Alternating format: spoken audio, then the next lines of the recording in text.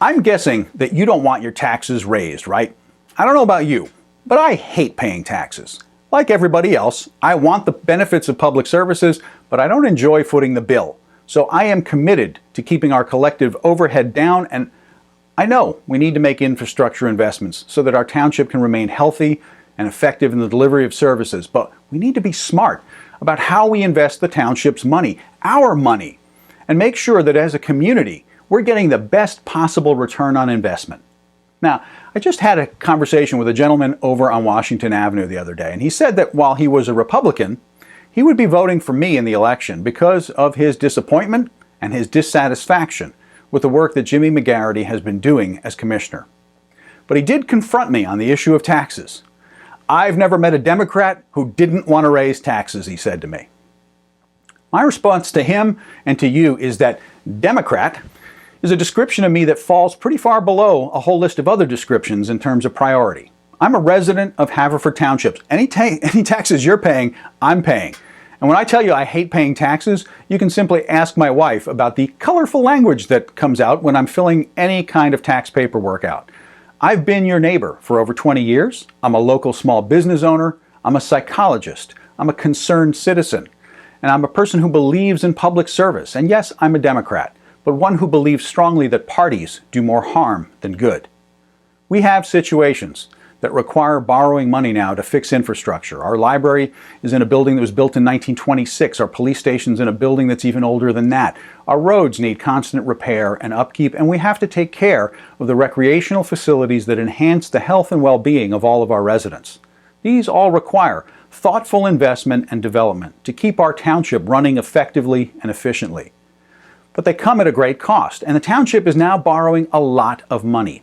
Nearly $25 million. Almost $20 million of that is going to build a new complex, a new police station, township administration building in the area behind where the police station stands right now, more or less at the corner of Darby and Manoa.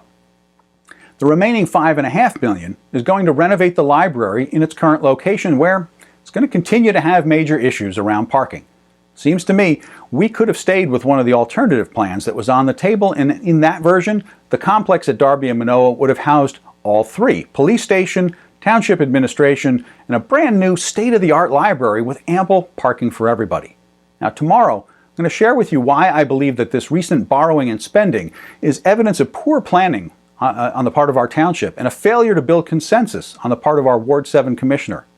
My point is this: if we're going to make financial investments, let's make sure we're making the best possible decisions. Let's make sure we're not pumping money into situations that will have unintended consequences, situations that are going to require even more investment later to fix what we missed in the planning.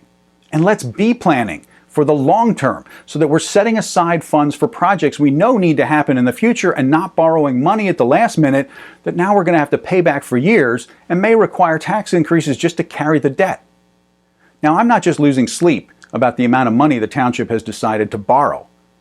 At the same time that we're borrowing $25 million, nobody seems to want to talk about another major financial issue this township is facing.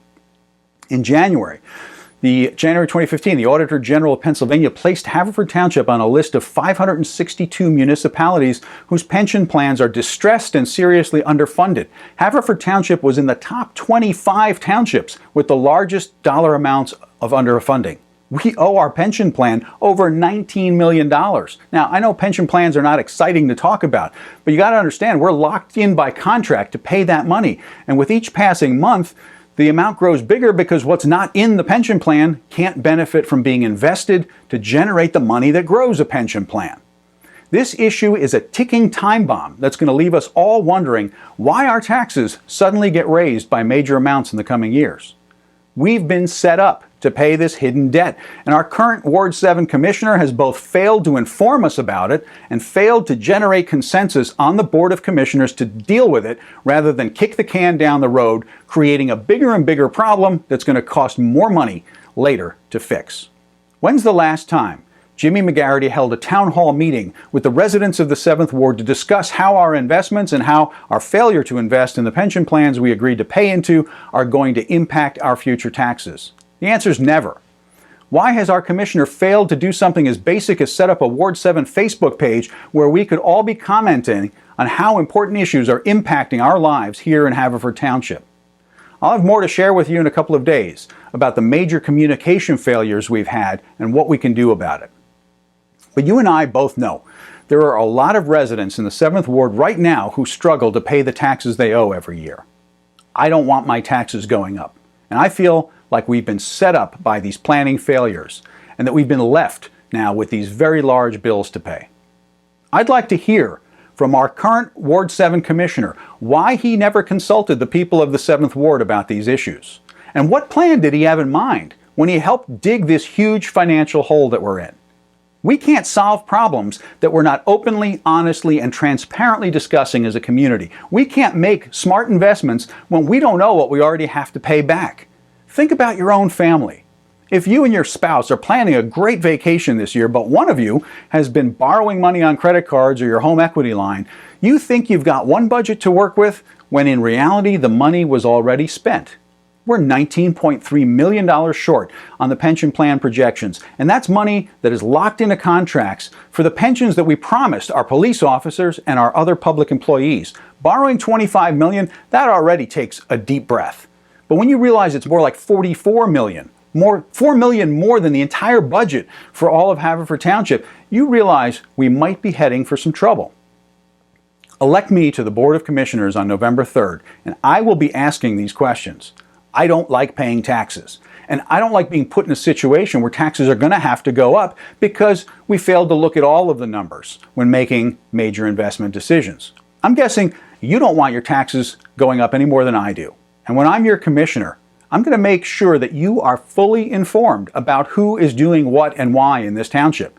And I'll make it very easy for all of your voices to be heard by the Board of Commissioners on these important issues. So if this is a message that resonates with you, then please share it. Share this video, share this email, share this blog post if you're over here on Haverford7show.com. Share it with as many people as you think it will benefit, and please come out and vote on November 3rd. It's an important election. Vote for change. Vote Mark Kosman for Ward 7 Commissioner.